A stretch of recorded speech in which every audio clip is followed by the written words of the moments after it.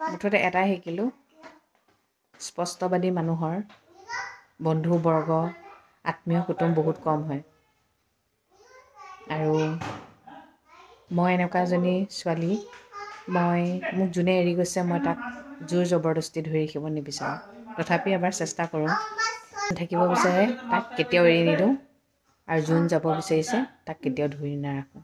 মোৰ অবিহনে যদি মই বহুত ভাল পোৱা মানুহটোও সুখী আছে, তেনেহ'লে সুখত থাকক, সেইটোৱে বিচাৰোঁ।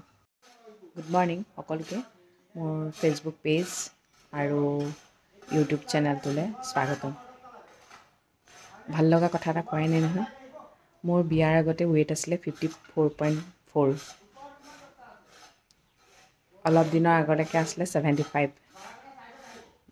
পৰহি দিনাখন আৰিয়া ভেকচিন দিবলৈ গৈছিল যে, তাত আকৌ আৰিয়া ৱেইটটো জুখিব লাগে যে, আৰিয়া ৱেইটটো 13.5 হৈছে, আৰু মোৰটো হৈছে 72, 75ৰ পৰা 72 হৈছে। যি কি নহওক অকণমান হ'লেও কমিছে। কেতিয়ানো ৱেইটটো বাঢ়ি গ'ল গমেই নাপালোঁ। প্ৰেগনেণ্ট হৈ থাকোঁতেতো ৱেইটটো বাঢ়েই।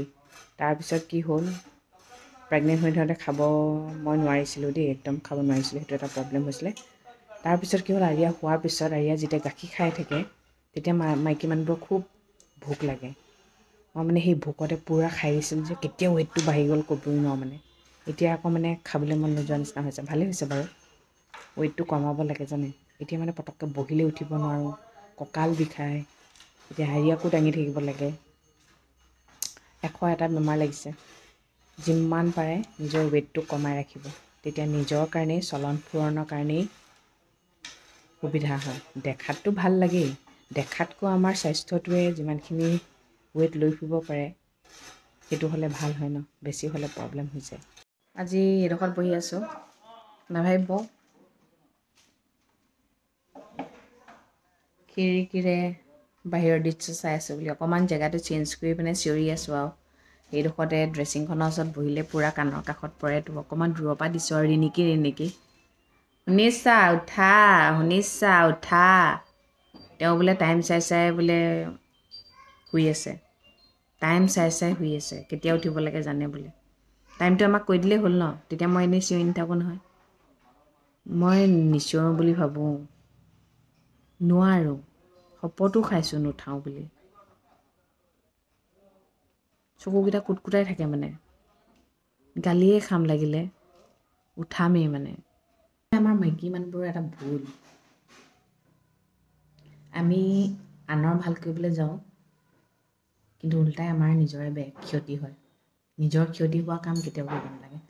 আৰু আমি মানে নিজতকৈ আনক ইমানেই বেছি ভাল পাওঁ, নিজৰ লগত হৈ থকা ভুলবোৰ মানে নেদেখোঁ। সেইকাৰণে কেতিয়াও নিজতকৈ বেছি আনক ভাল নাপাব, নিজক বেছি ভাল পাব। তেতিয়া আনে আপোনাৰ ওপৰত কৰা ভুলবোৰ সহিব নোৱাৰিব, আৰু সেইটোৱে জীৱন এবাৰে পাব। নিজৰ মতে অকণমান থাকিবলৈ শিকিব লাগে। অকল আনৰ কথা ভাবি থাকিলে নহ'ব। আনে বা আপোনাৰ কথা ভাবে নাভাবে, কোনেও নাভাবে। চব স্বাৰ্থপৰ, তেনেহ'লে আপুনি কিয় স্বাৰ্থপৰ হ'ব নাই? হ'ব লাগে। এই স্বাৰ্থপৰ দুনীয়াখনত যদি স্বাৰ্থপৰ হ'ব নোৱাৰে, তেনেহ'লে আপোনাৰ জীয়াই থাকি একো লাভ নাই। এইফালে উঠি গ'ল আৰু।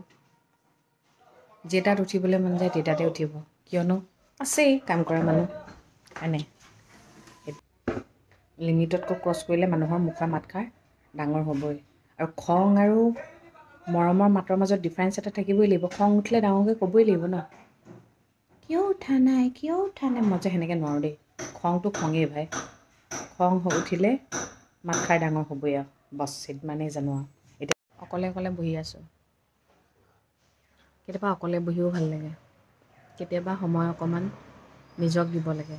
এনি টাইম মানুহৰ লগত বহি থাকিলে কি হয় জানে, নিজক ভাবিবলৈ সময় নাপায়। অকণমান নিজক লৈ ভাবিব লাগে। এতিয়া আৰিয়াও নাই, আৰিয়া আইতাকৰ লগত সৰু মামাৰ ঘৰলৈ গৈছে। ওচৰতে নহয় আমাৰ, আহিলে গাটো ধুৱাই দিম আৰু।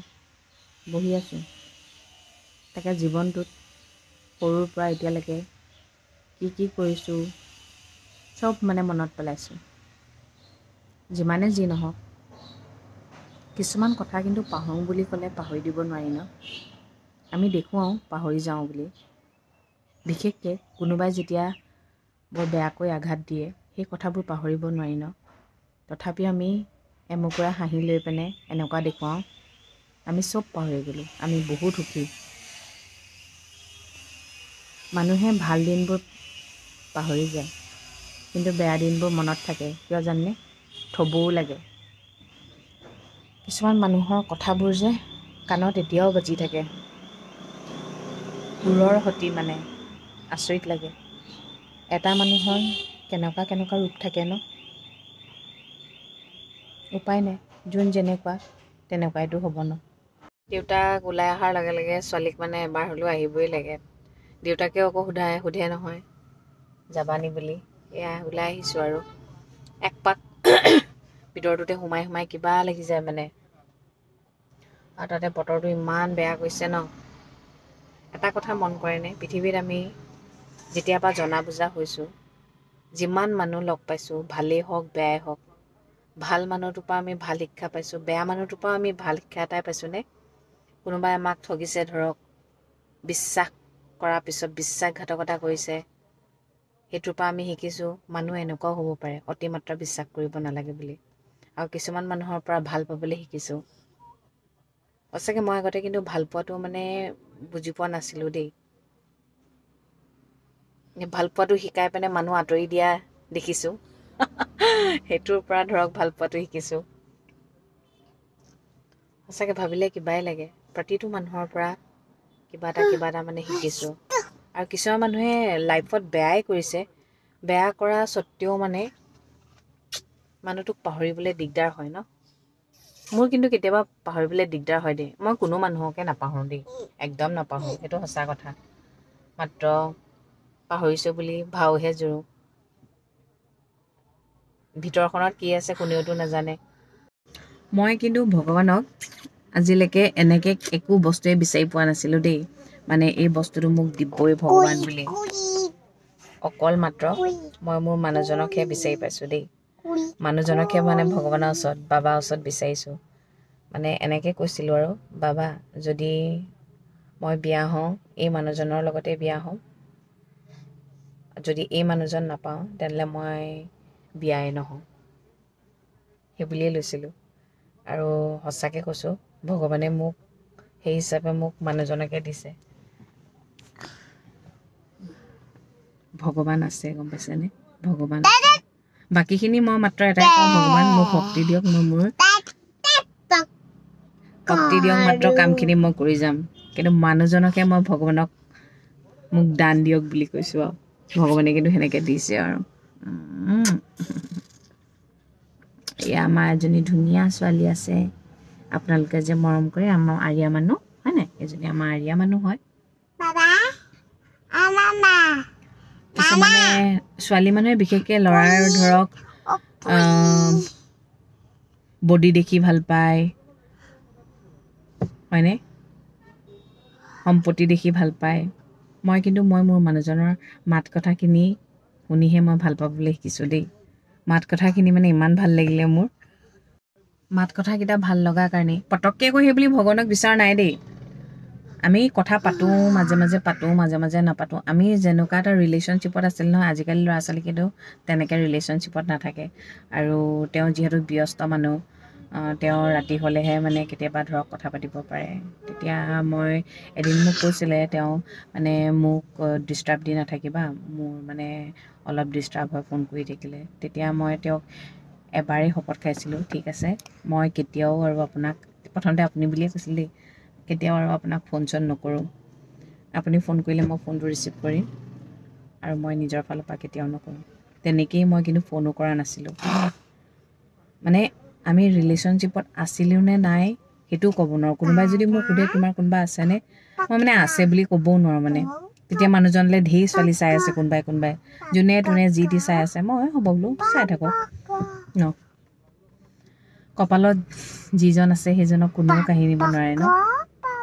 তাৰপিছত লাহেকৈ মই আশা বাদ দিছিলোঁ, হ'লেও হ'ব নহ'লেও নাই। মই মোৰ মাক কৈছিলোঁ মই বিয়া নহওঁ, মই কুকুৰ এগাল পালিম, কুকুৰগালৰ লগতে মই গুৱাহাটীত থাকিম আৰু তেনেকৈ সঁচাকৈ মই কুকুৰ বহুত বেছি ভাল পাওঁ, পগলাৰ নিচিনা ভাল পাওঁ। মানুহে মোক পাগল বুলিও কৈছিলে মাজতে, কুকুৰ পগলা বুলি কৈছিলে, কুকুৰ পাগলী। আৰু কুকুৰবোৰৰ বেমাৰ হ'লে নহয় মোৰ ঘৰৰ আগত আহি আকৌ কুকুৰবোৰ ভাল কৰি, আৰু তাহাঁতি এইটোও জানে যে মোৰ দুৱাৰমুখলৈ আহিলে মই কিবা এটা হ'লেও খাবলৈ দিমেই মানে। আৰু তাহাঁতক যদি কওঁ নহয় আহিবি ভাত খাবলৈ আমুকটা বজাত, সঁচাকৈ তেনেকেই আহিছিলে। আৰু চাগে হয়তো মই কুকুৰবোৰক ইমান মৰম কৰাৰ কাৰণেই ভগৱানে কিজানি মোক আশীৰ্বাদ দিছে দেই, সেইটো হয়। কিন্তু আপুনি বোলে শিৱক যদি পূজা কৰিব বিচাৰে তেনেহ'লে কুকুৰ এটাক ধুনীয়াকৈ পালক, খোৱাক বোৱাক, তেতিয়া ভগৱান সন্তুষ্ট হৈ যাব বোলে, গম পাইছেনে? তাৰপিছত আশা বাদ দিছোঁ।